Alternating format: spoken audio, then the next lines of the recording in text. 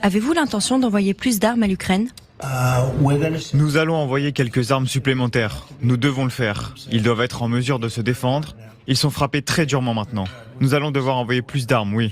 Des armes défensives principalement. Alain Bauer, que se passe-t-il ? Donald Trump, il a une logique business qui est l'art du deal rapide. C'est le temps est pour lui un ennemi permanent. Donc, il faut que ça soit rapide et efficace. Donc, je dis un truc le matin, il faut que ça soit résolu l'après-midi, voire le lendemain. Et donc, quand ça dure, ça dure. Il a deux ennemis, les réunions multilatérales, il déteste ça, et les dispositifs où il a quelqu'un qui ne répond pas à la demande. Donc, Jerome Powell à la Fed répond pas à la demande. Je vais te virer très vite, et dès que je peux te virer, je vais te virer. D'ailleurs, je lance déjà les annonces pour le remplacement. Alors, il ne peut pas le remplacer, parce que c'est une nomination vraiment à temps précis, mais il montre bien son exaspération. Il a désormais le même problème avec Vladimir Poutine, parce qu'il a cru pendant longtemps que le problème était Joe Biden. Vous noterez que depuis, sur à peu près tout ce qui marche pas aux États-Unis, c'est la faute à Biden.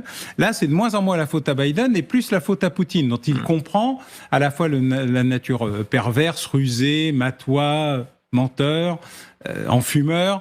Et donc là, il est dans la phase j'ai essayé d'être gentil, j'ai essayé d'être moitié gentil, moitié méchant, et ben là, je vais montrer ce dont je suis capable. Ceci dit, sur l'affaire ukrainienne, Biden et Trump ont la même idée, c'est un emmerdement inutile. Le sujet est l'Indo-Pacifique. Tout ça nous évite de nous occuper des choses sérieuses. Donc, on essaye de s'en débarrasser vite, ça marche pas. Bon, on va essayer une autre méthode qui est je vais réaugmenter le niveau. On voit bien d'ailleurs exactement dans le fil de ce que vous dites comment les Ukrainiens et les Européens essaient d'attirer Trump sur ce terrain-là en lui disant, vous voyez, les Russes et les Chinois sont d'accord, donc si vous voulez combattre les Chinois, combattez les Russes avec nous. Oui, mais les Chinois ont donné l'élément qui manquait, la déclaration du ministre des Affaires étrangères qui dit en fait nous soutiendrons la Russie jusqu'au bout car c'est le seul moyen que nous récupérions Taïwan. Et comme vous le disiez tout à l'heure, c'est intéressant de voir que les deux sujets de ces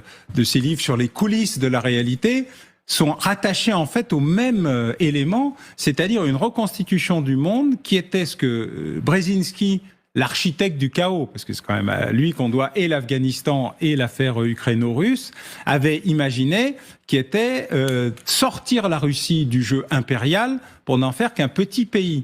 Là, la Russie se reconstruit comme un empire en s'alliant avec l'autre empire que les Américains n'avaient pas vu vraiment venir en pensant que tout ça ne serait que du business et ils se rendent compte que les empires ont une histoire.